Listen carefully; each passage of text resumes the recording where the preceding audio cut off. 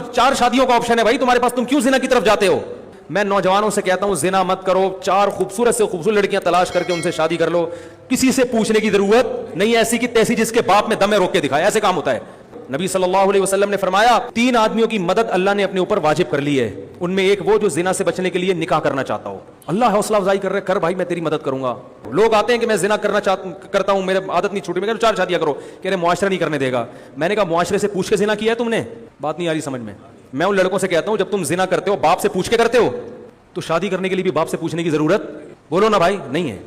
वो अल्लाह ने हलाल किया है, इसलिए कि अल्लाह को पता था कि ये तेरी जिस्मानी रिक्वायरमेंट है, अब्बा की थोड़ी है।